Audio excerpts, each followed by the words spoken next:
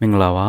ကျွန်တော်တို့အများစုခံစားနေရတဲ့ emotional disorder လို့ခေါ်တဲ့စိတ်ခံစားမှုဆိုင်ရာမငြိမ်မသက်ဖြစ်ခြင်းဒါမှမဟုတ်စိတ်ခံစားချက်ကစင့်ကလျာဖြစ်ခြင်းအကြောင်းနဲ့ပတ်သက်ပြီးဝေမျှပေးချင်ပါတယ်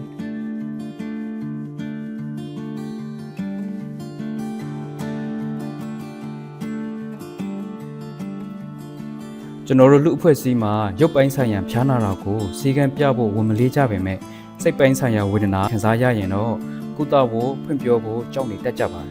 ။တကယ်တော့ emotional disorder ဆိုတာစိတ်ယုတ်သွတ်တဲ့စိတ်ဖောက်ပြန်တဲ့ယောဂမဟုတ်ပါဘူး။စိတ်ဓာတ်ကျတာတွေစိုးရင်ပူပန်မှုလွန်ကဲတာတွေကြောင့်စိတ်ခံစားချက်တွေကပုံမှန်မဟုတ်ပဲလွန်ကဲစွာခံစားနေရတဲ့စိတ်အခြေအနေတစ်ခုသာဖြစ်ပါတယ်။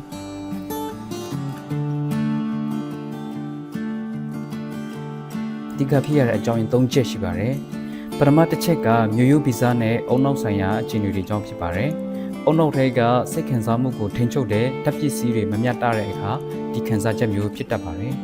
။ဒုတိယတစ်ချက်ကတော့ပတ်ဝန်းကျင်ဖိအားပါ။ဒါကတော့ကျွန်တော်တို့အများစုကြုံတွေ့ရတဲ့အရာလည်းဖြစ်ပါတယ်။ငွေကြေးပြဿနာလုပ်ငန်းခွင်ကဖိအားတွေမိသားစုပေါင်းအသင်းတွေနဲ့အဆင်မပြေမှုတွေကိုရက်ရှည်လများကြုံတွေ့ရတဲ့အခါစိတ်ခံစားချက်တွေကစင့်ကလျာဖြစ်တတ်ပါတယ်။ကိုယ်ပတ်ဝန်းကျင်ကဖြစ်ပျက်နေတဲ့ကြေကွဲစရာတွေဝန်းနေစရာတွေနာကျင်မှုတွေကိုရင်ထဲမှာမြုပ်သိပ်ထားရတဲ့အခါမျိုးတွေကြောင့်လည်းဖြစ်တတ်ပါတယ်။တတိယတစ်ချက်ကတော့စိတ်ဒဏ်ရာပါ။နေစဉ်ကခံစားရတဲ့စိတ်ဒဏ်ရာတွေနာကျင်မှုတွေကလွှမ်းမိုးနေတဲ့အခါဒါမှမဟုတ်နေစဉ်ကအလွန်အမင်းခွဲခြားဖိနှိပ်ခံရတာတွေကြောင့်လည်းဖြစ်နိုင်ပါတယ်။ဒီအပြင်ကိုတန်ဖိုးထားရတဲ့အရာကိုတန်ဖိုးထားရတဲ့တစုံတစ်ယောက်ကိုရုတ်တရက်ဆုံးရှုံးရခြင်းတွေကြောင့်အလွန်အမင်းစိတ်ဝမ်းနည်းရာစိတ်အားငယ်ရတဲ့အခြေအနေတွေကြောင့်လည်းဖြစ်တတ်ပါတယ်။ကိုမှဒါမှမဟုတ်ကိုအတိမိတ်ဆွေတွေမှာဒီလို emotional disorder စိတ်ခံစားချက်ကစင့်ကလျာဖြစ်နေတဲ့လက္ခဏာတွေတွေ့နေရပြီလားဆိုတာကိုစမ်းစစ်ကြည့်နိုင်ပါတယ်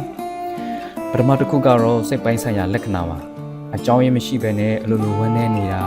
ဒေါသထွက်လွယ်တာစိုးရိမ်ပူပန်မှုတွေလွန်ကဲပြီးဘာကိုမှအာရုံစိုက်လို့မရတာအတွေးတွေရောက်ရက်ခတ်နေတာတွေကစိတ်ပိုင်းဆိုင်ရာမှာဖြစ်တဲ့လက္ခဏာတွေပါဒုတိယတစ်ချက်ကတော့ရုပ်ပိုင်းဆိုင်ရာလက္ခဏာပါအိတ်လို့မပြောဘူးဒါမှမဟုတ်အိတ်ပဲအိတ်ချင်နေမယ်ဒါမှမဟုတ်အစားအသောက်ပြက်ပြီးဘာကိုမှစားကြင်စိတ်မရှိတာတွေ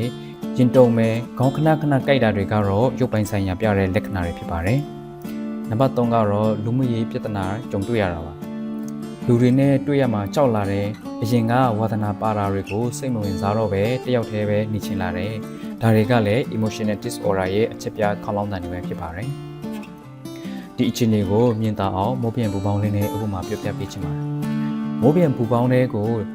လေမုတ်သွင်းတယ်လို့မြင်အောင်ကြည့်ပါအစပိုင်းမှာတော့လေနည်းနည်းနဲ့ဒီပူပေါင်းကလှလှပပနဲ့ပေါ့ပါနေပါတယ်ဒါကပုံမှန်စိတ်ပစ္စည်းတဲ့အခြေအနေနဲ့တူပါတယ်